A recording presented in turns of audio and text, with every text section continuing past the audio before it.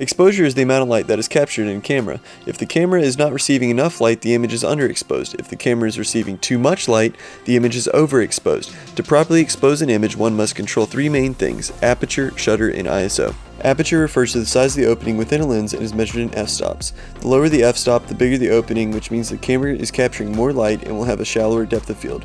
This simply means that less of the image will be in focus. The shutter speed of a camera determines how long the sensor will be exposed to light. A higher shutter means less light and more motion blur. A lower shutter means more light and more motion blur. The standard rule is to have your shutter number at double the number of your frame rate. ISO within a camera will additionally brighten or darken an image.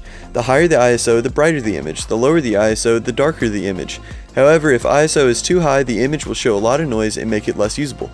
Another thing to consider is frame rate. Frame rate refers to the amount of pictures displayed per every second of video. The standard frame rate in the US is 23.976 frames per second because it looks most natural to the eye.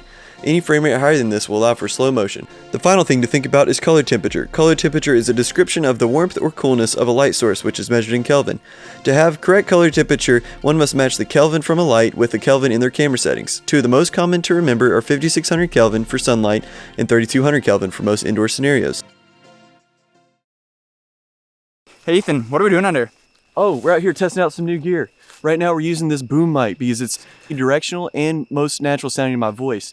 It won't pick up the elements around us. Let's see what we can find. Okay, guys, Ethan's gone, but luckily we still have his camera gear right here. Guys, don't worry, I'm up here. Testing out this new lav mic. Allows me to be far away from you guys, but it does pick up the elements around us. Okay. So I don't know where Ethan went, but luckily we still got the shotgun mic, which is really good for run and gun situations. What's that? Ooh. Oh!